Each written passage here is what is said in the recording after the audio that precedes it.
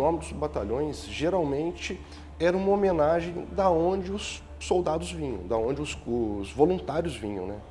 Desses 80 batalhões que foram formados, surgiram inúmeros nomes de personagens, bem como também números, batalhões numerados, vamos assim dizer. A gente tem o Batalhão Piratininga, que veio da cidade de Piratininga. Batalhão Bahia. O Batalhão Esportista, que foi formado apenas por esportistas voluntários. O 2º Batalhão de Caçadores Paulista, que é o 2º BPMM, que é o 2º Batalhão de Polícia Militar, que hoje é responsável pelo policiamento ostensivo de parte da zona leste da capital. Tinha um batalhão de funcionários públicos, que eram formados apenas por funcionários públicos. Batalhões ali de Lorena, de Caçapava, o Corpo de Bombeiros da Força Pública também. O Batalhão Padroeiro do Brasil, se não me engano, ele vem de Aparecida.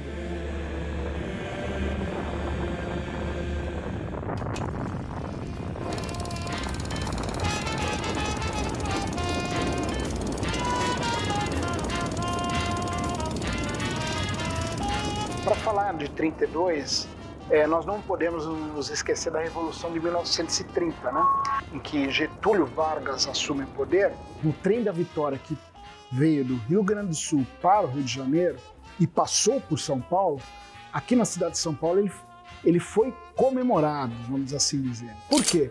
A perspectiva não só do paulista, mas como do brasileiro, através da queda, né, daquele chamado regime das oligarquias, do revezamento de São Paulo e Minas Gerais, imaginavam que Getúlio Vargas traria novos ares para a política brasileira.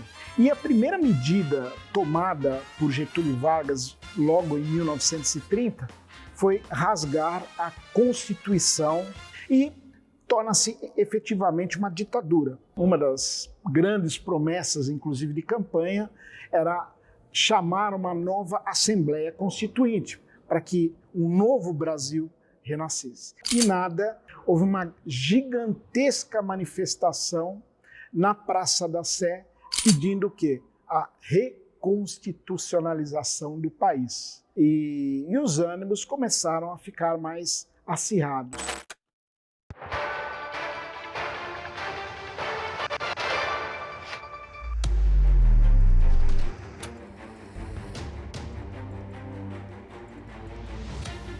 Morre Martins, Miragaia, Drauzio e Camargo. Após uma tentativa de invasão à sede do Partido Popular Paulista, os 3 manifestantes que faziam parte da frente opositora ao governo de Getúlio Vargas foram executados durante a ação.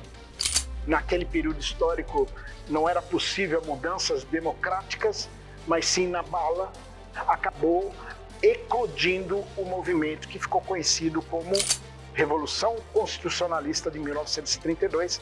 Dentro da Revolução de 1932, nós temos uma participação da Igreja, mas não institucional. Da Igreja, alguns padres, bispos, que enxergavam a necessidade de uma iniciativa que nós pudéssemos ter um regime mais seguro, mais justo. Por isso, dentro da Revolução de 1932, com todo o conflito feito, foi necessário que tivéssemos uma força maior. E essa força maior nós sempre buscamos na fé. Porque quantas pessoas não estavam morrendo? Foram mais de 1000 mortos na Revolução de 1932 e precisavam de uma assistência religiosa. E aqui no Vale do Paraíba, sendo um foco da Revolução com maior expressão, nós temos a padroeira do Brasil que é envolvida neste momento histórico. A gente sempre tem que pensar que desde 1930, Nossa Senhora Aparecida é a padroeira do Brasil. E quando se fala no contexto da Revolução Constitucionalista de 32, do Batalhão Padroeira, é sempre no sentido de pensar no Brasil como federação, no Brasil como lugar de cidadania, pensar no Brasil como um lugar abençoado por Deus, abençoado por Nossa Senhora. Então é um período que você pega uma história, você pega uma religião. Por quê? Porque nunca foram para a batalha sem uma medalhinha pequenininha de Nossa Senhora Aparecida. Os redentoristas chegaram a Aparecida há quase 130 anos, em 1894, e vieram da Alemanha. Em geral, eles eram quase todos alemães. O padre Antão Jorge nasceu na Suíça, mas fazia parte desse grupo, do grupo dos redentoristas alemães. O padre Antão Jorge, ele foi um missionário redentorista, ele era reitor aqui do Santuário Nacional e uma pessoa muito visionária. Então, ele olhando essa realidade, ele já imaginou, nós não podemos ficar fora. É necessário que tenhamos uma participação, porque Nossa Senhora Aparecida também, ela não é padroeira de uma região só ou de outra região, aqui do Vale do Paraíba, ela é de toda a nação brasileira. E era a nação brasileira que estava correndo risco naquele momento. Ele criou o batalhão da Padroeira do Brasil. São Paulo deflagra a Revolução de 32 de uma maneira antecipada, porque a data prevista seria 14 de julho, para coincidir com a tomada da Bastilha da França, não é? Qual foi o grande problema?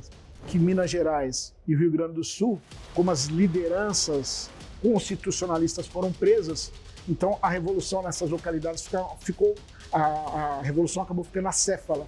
Então, Minas Gerais e Rio Grande do Sul, que deveriam estar irmanadas com o estado de São Paulo, acabaram atirando contra o estado de São Paulo. Então, o que aconteceu nesse aspecto, São Paulo acabou sendo cercado pelos pontos cardeais e nas frentes de batalha que acabaram se criando naquele período.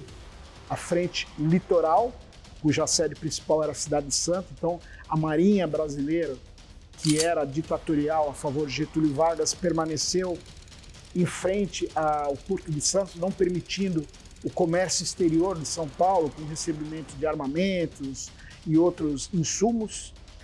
O setor sul, também com a divisa com o estado do Paraná. Nós tivemos também o setor norte, divisa com o Rio de Janeiro, e o setor mineiro, né? Então São Paulo praticamente ficou cercado. O único apoio que veio foi da brava gente do sul do Mato Grosso, que acabou apoiando o movimento de 1932.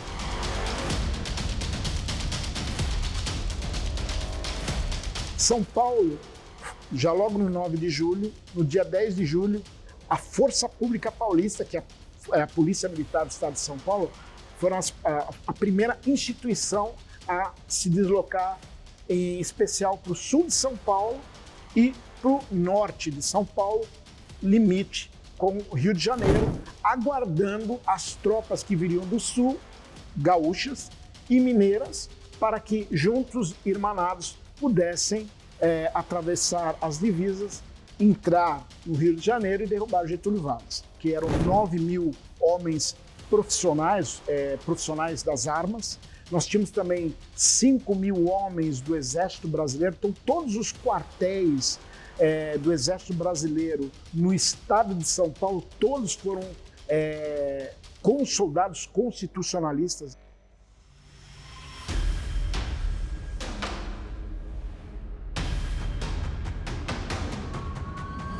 Campinas talvez tenha sido a primeira cidade no estado a entrar conjuntamente, né, com a preparação. Os quartéis de Campinas, o quartel de Itu, de Jundiaí, de Lorena, Caçapava. Então, todos esses quartéis que hoje ainda existem eram unidades do Exército Brasileiro que lutaram pelos soldados constitucionalistas.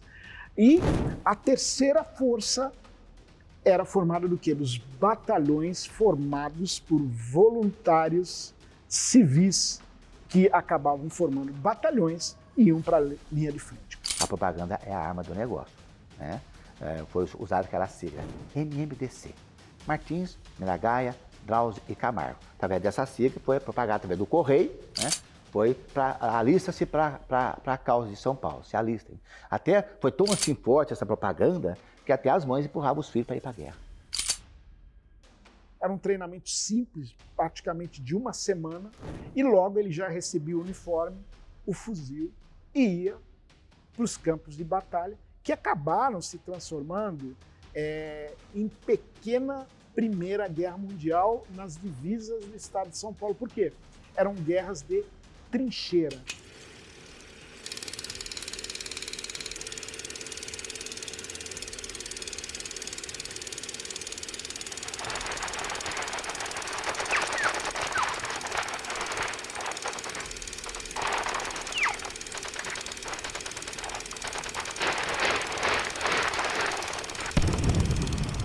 A indústria paulista acabou se virando. Então, uma indústria de bens acabou sendo transformada da noite para o dia numa indústria bélica, produzindo o quê? Granadas, produzindo munição, produzindo capacete, que inclusive acabou se tornando um dos símbolos da Revolução de 1932, que é o capacete de aço, que todo soldado da Revolução de 32 ele ostentava, justamente porque do lado oponente a artilharia era muito forte. Então, esse capacete de aço acabou salvando muitos soldados revolucionários. Então, foi um ideal tão forte que as pessoas acabavam dando joia, tudo aquilo que ela possuía de maior valor. Exemplo, um casal simples, davam-se o quê? As alianças para o esforço de guerra na Revolução de 32. As mulheres se reuniram para confeccionar fardas, né? As empresas da cidade contribuíram com materiais para a produção de capacetes, armas, e Campinas entrou então junto. Tanto é que já no dia 26 de julho, né, a cidade embarca um contingente muito grande de voluntários para a frente de batalha em Itapira e Eleutério. Muitas estiveram como enfermeiras, mas efetivamente na linha de frente, em torno de 8 mulheres que lutaram efetivamente nas tropas constitucionalistas contra as tropas ditatoriais, ou seja, pegando em armas e atirando contra a ditadura. Uma das personagens que eu gosto muito da Revolução de 32 é essa senhora, Maria José Barroso, que viria a ser conhecida como Maria Soldado. Em 1932, ela era empregada doméstica, uma mulher simples, uma mulher negra, e quando estourou o movimento, ela se afastou do serviço alguns dias e as pessoas que na casa que ela trabalhava ficavam preocupadas até o dia que ela apareceu fardada. Falou, olha, eu me alistei na Legião Negra, eu vou para a linha de frente. Só que ela foi como enfermeira para o combate. Só que para ela, ser enfermeira não era o suficiente. Então ela acabou pegando em armas e foi para a linha de frente, foi para a trincheira. E descobriram que ela, de fato, era uma mulher, porque ela estava com as roupas deixavam muito masculinizadas, evidentemente. E ela sofreu, ela foi baleada nesse período, né? Ela sofreu durante a batalha e descobriram que era uma mulher. Só que ela se recuperou e voltou para as trincheiras e ela acabou recebendo carinhosamente o apelido de Maria Soldado. Os nossos militares que serviram, eles precisavam comer, eles precisavam dormir, eles tinham os seus ferimentos, eles tinham as suas roupas que precisavam de uma manutenção. E nisso nós temos o envolvimento de muitas mulheres que foram costureiras, nós temos o envolvimento de muitos que se ofereceram para as cozinhas, para poder preparar os alimentos e dar essa assistência. Existiam moças que escreviam para os jovens que não tinham familiares. Então, você que é guerreiro, que é combatente, que está na luz, eu estou orando por você, eu estou rezando por Nossa Senhora Aparecida proteger a sua vida.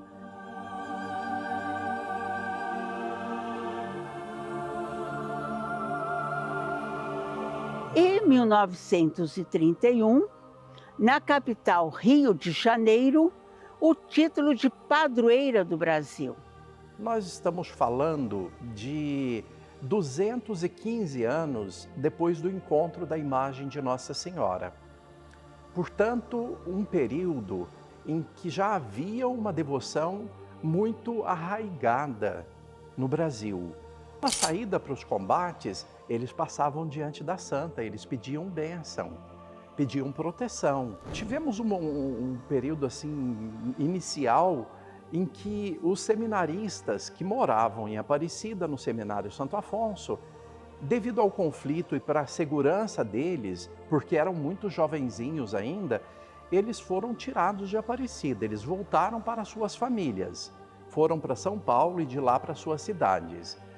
E naquele momento, outros padres de várias regiões vieram para Aparecida e se integraram às forças da Revolução, como capelães militares. Desde a época em que Cabral chegou aqui, ele já trouxe capelães com ele de Portugal.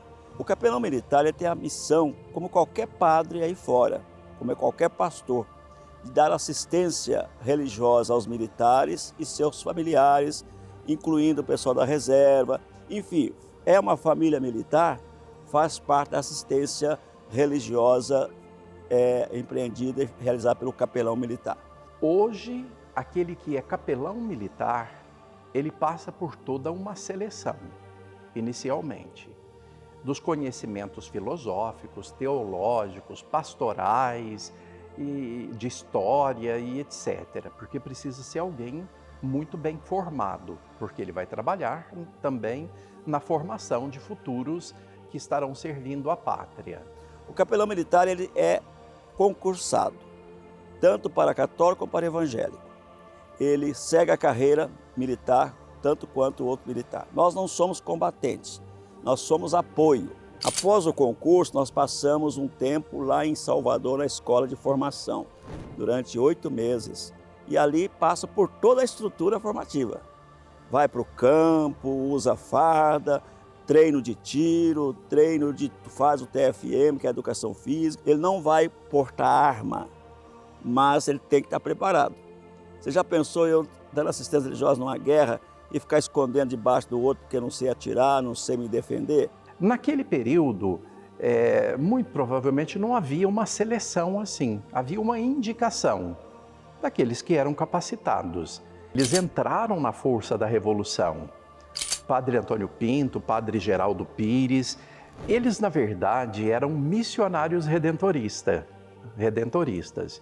Por isso é que eles prestaram esse serviço unindo-se ao Padre Antão Jorge.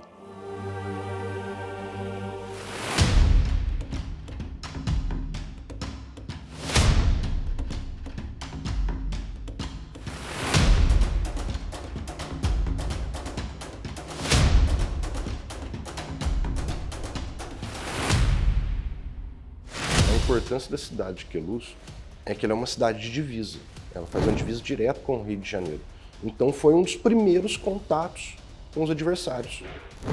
O primeiro tiro da Revolução se deu na cidade de São José do Barreiro, que embora assim, esteja a 35 quilômetros daqui, faz parte da mesma linha de frente, da mesma linha de cidades. E Queluz foi a segunda cidade a cair na mão dos adversários. Foi quando dinamitaram a ponte para atrasar o avanço deles um pouquinho.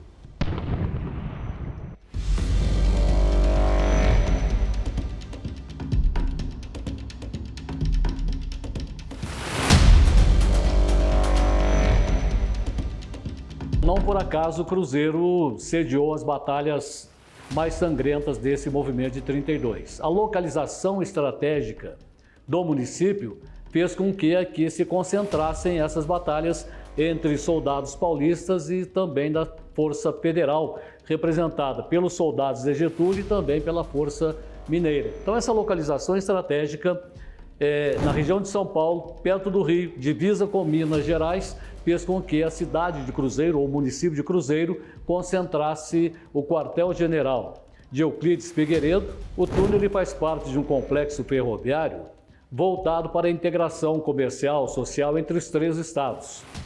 Um dos maiores do país, 996 metros de extensão, construído com tecnologia inglesa a partir de 1881, e esse túnel, por estar localizado na divisa com Minas Gerais, se tornou o centro das grandes batalhas da Revolução de 1932. Ele tem uma importância muito grande, tanto para sul de Minas, como para a nossa região, no tocante ao desenvolvimento econômico. E tornou-se esse centro em função da facilidade de acesso. E ali houve um enfrentamento gigantesco, um enfrentamento de artilharia, principalmente artilharia ditatorial. Aqui de vez em quando atirava-se alguma coisa, porque a artilharia paulista era muito pequena naquele período, o armamento pesado era pouquíssimo comparativamente ao exército ditatorial. Então, e ali houve o chamado título de Túnel Invicto. Mas não foi apenas no Grande Túnel que ocorreram essas batalhas. Ele foi o ponto de referência. As batalhas ocorreram na garganta do Embaú, que fica acima do túnel, também na garganta que levava até a cidade de Labrinhas, no Retiro dos Barbosas, e na trilha do Itaguaré. As batalhas aéreas no estado de São Paulo, elas foram relevantes para desenvolver, inclusive, a indústria aeronáutica, tanto de solo, de ar e tudo mais, né? As operações militares e tudo mais. Houve um bombardeio de Santos, onde morreram 2 pilotos, um era campineiro, um era do Rio de Janeiro, que havia fugido para lutar em favor de São Paulo. O bombardeio de um navio que atravessou o Porto de Santos para não entrar navios que vinham dos Estados Unidos com armas para apoio dos revolucionários paulistas, isso é pouco citado na história, ele foi bombardeado, né? E os pilotos que lançaram o bombardeio caíram no mar e desapareceram. Então, várias cidades foram bombardeadas, não só pela aviação ditatorial, mas também pela artilharia ditatorial.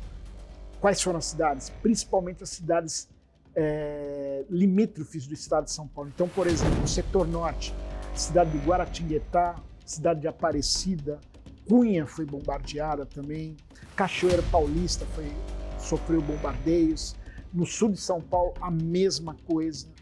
Aqui Cachoeira não tinha essa noção de virar um ponto estratégico, tá? Mas lá em São Paulo, os patentes já sabiam disso. Já sabia a parte geográfica da nossa cidade, a cidade fazia divisa com os outros municípios, faz divisa com os 5 municípios, que está próximo à Serra, com divisa com Minas, então isso foi colocado isso no papel.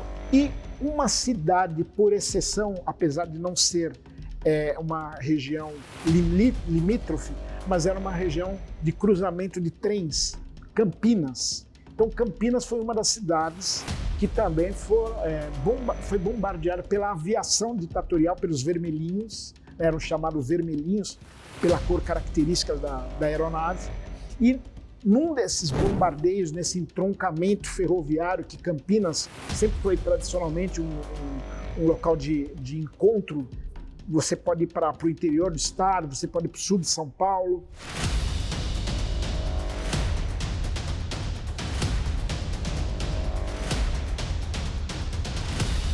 Campinas, embora afastada de São Paulo, 90 quilômetros, era um importante tronco ferroviário e rodoviário, porque as estradas eram precárias, mas havia estradas, né? Mas o trem era importante, porque o trem continuava remetendo para a região de Itapira e Eleutério armas e munições e homens, né? Então esse bombardeio visava estancar esse envio de recursos para a guerra, né, para a continuidade da guerra. O Getúlio percebeu que se ele não bombardeasse aqui, os campineiros iriam resistir até o fim, né? E talvez a batalha, a revolução se estendesse por mais tempo, né?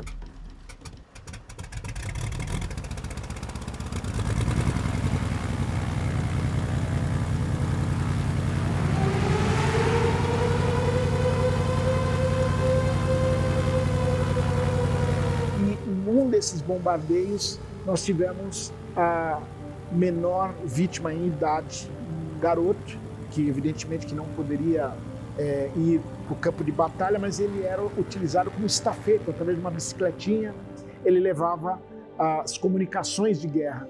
Aldo Chiorato era um escoteiro, ele fazia parte dos vários grupos de escotismo que Campinas mantinha nas escolas naquele período tal, não é? Ele estudava no colégio Orozimbo Maia, que era o nome do prefeito da cidade da época, e que construiu essa escola, próximo da estação da Paulista, que hoje é a Estação Cultura. O Aldo Chiorato morava ali na Campos Sales, no início da Avenida Campos Sales, também nas proximidades. A família possuía um pequeno negócio, uma lavanderia, a mãe e o pai. E na manhã de 18 de setembro, eles estavam se preparando, porque naquela época não existia ônibus, né? Eram os trens que faziam mais ou menos a distribuição para as pequenas cidades aqui que hoje compõem a região metropolitana de Campinas, né? Eles estavam se preparando para visitar um tio em Hortolândia, ou Sumaré, na região, porque naquela época Hortolândia era um bairro de Sumaré, né?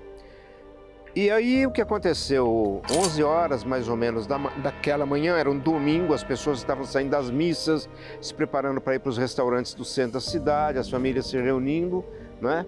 O QG dispara um alarme, o jornal Correio Popular no centro da cidade possuía uma sirene potente e essa sirene avisava quando os aviões estavam se aproximando, né? Já havia ocorrido um bombardeio anterior, sem nenhuma vítima, sem quase nenhuma consequência. E nessa manhã, quando o som do avião surge nos céus, o Aldo Chiorato, 9 anos, escoteiro, que era uma espécie de correio entre o centro e o comando da guerra, ele levava e trazia correspondências, ele era considerado um estafeta então, né? O Aldo, ele fica curioso para ver o avião e ele sai correndo fardado, né, com a farda de escoteiro, e vai para a praça em frente à estação. Do alto, o piloto, ao vislumbrar o menino, disparou uma bomba, né, que o atingiu, e os estilhaços atingiram basicamente o seu estômago, a parte do tórax, né, e ele foi conduzido para dentro da estação e morreu ali mesmo. Ele não teve nenhuma possibilidade de socorro médico nem nada, né.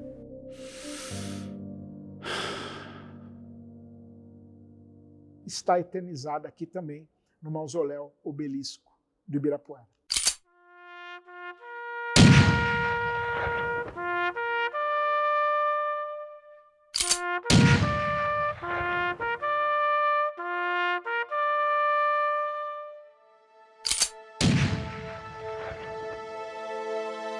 Nos 3 meses de Revolução, em algum momento, nós temos Aparecida sendo bombardeada. Aviões que passavam e soltavam bombas. Então a imagem passou a correr um certo risco. Primeiramente, ela foi colocada no subterrâneo, como forma de proteção. Mas depois, acirrando ainda mais a Revolução, nós vemos a preocupação com a imagem de Nossa Senhora, no sentido de preservá-la mesmo, cuidado para com a imagem. E ela foi levada para São Paulo. E foi um dilema, porque foi uma decisão tomada pelo padre Antão Jorge e também pelo arcebispo de São Paulo, Dom Duarte. A imagem estava ali na Basílica Histórica, num lugar de menor proteção, e certamente esse gesto de retirar de lá a imagem original foi motivado por isso, pelo cuidado, pelo carinho, com a preocupação de que nada de mal acontecesse com essa imagem tão querida que ocupa no lugar do coração do povo brasileiro, um lugar sempre muito especial de destaque, de fé. Nessa visita a São Paulo foi construída uma igreja dedicada a Nossa Senhora Aparecida. Essa igreja ela foi construída, na verdade, como um marco dedicado a Nossa Senhora Aparecida, como um marco da Revolução na capital paulista por esta visita. Ela ficou lá no Palácio Episcopal de Dom Duarte.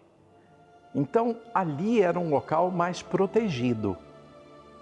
Se respeitava onde o arcebispo morava naquele período. E ela é trazida de volta no dia 6 de outubro de 1932, aqui para a terra dela, a padroeira do Brasil. Posteriormente, ela recebeu o título de Generalíssima das Forças Armadas do Brasil. Quer dizer, não é só rainha, mas ela é também chefe de todas as Forças Armadas como protetora suprema espiritual. É um título de proteção espiritual. Ela está acima de qualquer autoridade militar. Já do início, São Paulo já estava derrotado. No 9 de julho, São Paulo já estava derrotado. Por qual motivo? Porque não houve, primeiro ponto, o apoio dos outros estados, porque as lideranças constitucionalistas foram preventivamente presas por Getúlio Vargas. Segundo aspecto, a Força Pública Paulista, que foi o braço armado, a espinha dorsal do Exército Constitucionalista, desde 1930, sofrera o desarmamento, ou seja, retirando a artilharia, a aviação militar da posse da Força Pública e passando para o Exército Brasileiro. Os paulistas foram para combates pessimamente armados, com exceção dos soldados da Força Pública ou das forças oficiais do governo paulista. Os voluntários utilizaram armamentos fraquíssimos, não tinham nenhum preparo, nenhum treinamento, enquanto que as forças de Getúlio sobrevoavam a região com aviões que lançavam bombas, os chamados vermelhinhos.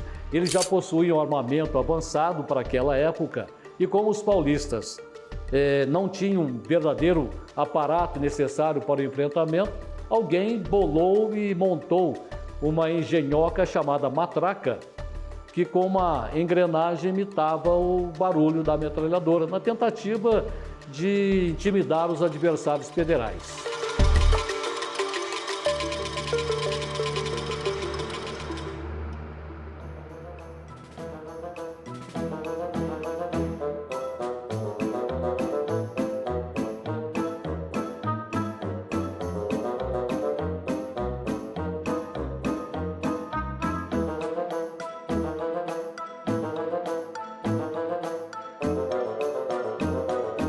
Meus pais, que tinham acabado de casar e chegaram aqui, teve a Revolução. A casa estava restaurada, arrumada para o casamento e tiveram que sair.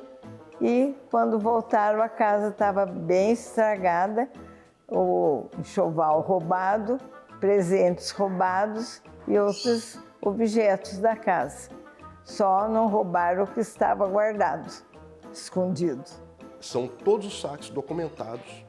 A gente tem documentos tanto do arquivo municipal, que eram documentos enviados à prefeitura, porque os comerciantes pediam que não fosse cobrado o imposto de determinado período após a Revolução, justamente por conta do comércio não existir mais. Teve casas que foram incendiadas por pura maldade, não tinha assim um porquê de incendiar. A parte de baixo do porão foi usada para distribuir alimentos e a parte de cima era a cozinha dos sargentos paulistas. Depois dos federais, deve ter continuado também, porque ocuparam a mesma sala no mesmo local. E que, esperando ordem, eles jogavam o dia inteiro aqui na sala. Quando ele voltou, antes de trazer a mamãe, ele chegou na casa, ele ficou apavorado com um cheiro horrível que estava não só a casa como a cidade. Aqui em casa, vocês vão ver o banheiro, estava com a carne podre dentro, que seria para o alimento dos que estavam na casa. E a cidade inteira cheia de moscas e com mau cheiro, porque, infelizmente, quando saíram, esqueceram. Cachorro, passarinho, gato, todos morreram de fome nos quintais.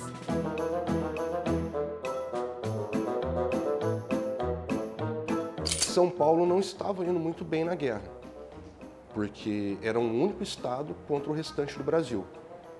E o que acontecia? Para evitar que o moral do soldado, que o moral das tropas, que o ânimo fosse diminuído, que o ânimo caísse, eram criadas certas fake news. O rádio acabou sendo uma grande peça de guerra naquele período histórico. E no Rio de Janeiro, sede ainda a capital do Brasil naquele período, muitas rádios tinham um alcance nacional. Então o que acontecia? a propaganda de Getúlio Vargas contra a Revolução de 1932 muitas vezes é confundida até o que é falado hoje em dia. Então, em um aspecto diziam que lá existiam muitos italianos no estado de São Paulo, e São Paulo sempre teve um fluxo gigantesco de imigração italiana. Então eles diziam, por um lado, que como Benito Mussolini assumiu o governo italiano em 22, que São Paulo queria se separar para ser uma colônia italiana fascista de Mussolini. A outra colocação, que em São Paulo nós tínhamos também muitos imigrantes que acabaram trazendo para cá o comunismo. Então eles queriam separar o estado de São Paulo para formar uma república popular comunista. A gente tem um jornal aqui que são os relatos do diretor do grupo escolar aqui da cidade, que estava ajudando. Ele foi para São Paulo, o jornal A Plateia entrevistou ele. Muita coisa do que ele disse era coerente, como a cozinha que era organizada, as mulheres ajudando na retaguarda e tudo mais. Mas a maior mentira ali, a grande fake news, foi que ele disse que Queluz foi abandonada pelos paulistas por ser uma cidade que não tinha interesse estratégico. Agora você me explica como uma cidade de fronteira com o seu adversário não pode ter um interesse estratégico. Você vai simplesmente abandonar ela, recuar para abrir as portas? Então não teria lógica. Bom, diferentemente da Revolução de 1924, que é conhecido como a Revolução Esquecida, que a cidade de São Paulo foi bombardeada, em 1932 as batalhas não ocorreram na cidade de São Paulo. E à medida que as batalhas iam ocorrendo, observava-se cada vez mais o quê? O reforço que Getúlio Vargas acabou mandando. Então vieram tropas do Rio Grande do Sul, tanto o Exército quanto a Força Pública, a Brigada Militar Gaúcha, mesma coisa em Santa Catarina, a Força Pública e o Exército Brasileiro, Paraná, Rio de Janeiro, Espírito Santo, Minas Gerais, Goiás, Nordeste como um todo. Quer dizer, acabou-se cercando o estado de São Paulo e, na medida que o tempo se passava, observava que São Paulo cada vez estava se retraindo. Tanto que no dia 2 de outubro, para nós termos uma ideia, os revolucionários praticamente já estavam em Sorocaba e estavam em Guaratinguetá e Campinas. Quer dizer, muito próximo da cidade de São Paulo. Qual é o problema de uma capital dominada? Saques, estupro, destruição do patrimônio público, privado, das indústrias. E atenção! Aqui quem vos fala é Sérgio Everton em notícia urgente. Informamos que as tropas do presidente Getúlio Vargas estão se aproximando rapidamente da capital paulista, colocando a cidade em iminente risco de invasão. As forças governamentais em marcha acelerada já alcançaram as cercanias da metrópole. Pedimos à população que mantenha a calma e permaneça em suas residências. A situação é tensa, mas as autoridades locais estão tomando todas as providências necessárias para a defesa da cidade. Que Deus proteja São Paulo. Então, São Paulo acabou entrando no armistício. O armistício é uma palavra muito bonita para falar rendição. Em 34 veio a nova Constituição. Isso que o povo queria em 32, mas infelizmente não foi possível. E ficou assim, não vou dizer que ficou uma lacuna, mas deu-se um tempo da Revolução até a volta da Constituição, que querendo ou não é uma vitória. Ganhou porque Getúlio quis ou por força dessa revolução? É uma pergunta que cada um tem uma resposta. Eu vejo que a Revolução não teve efeito nenhum no pensamento de Getúlio Vargas. Ele quis amenizar um pouco essa situação e abriu espaço para uma Constituinte que interessou muito mais ao próprio governo central do que ao país. A Revolução ela deixa um acervo histórico muito profundo, não só material, mas também imaterial. Naturalmente, ela virou um produto cultural para nós, onde temos colecionadores catalogados pelo IPHAN, pelo CONDEFAT. Hoje a Revolução de 32, dentro dos museus municipais, ela é, quiçá, o principal objeto de acontecimento civil explorado. Então acho que o processo, a história já constrói esse processo de transformar, vamos colocar uma guerra, que é uma questão catastrófica, num produto cultural.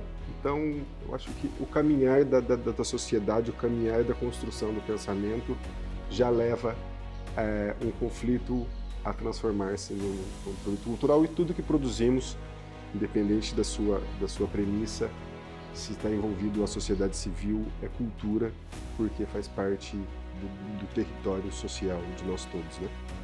Se eu fosse o padre Antão Jorge aqui, eu também teria entrado no meio dessa revolução.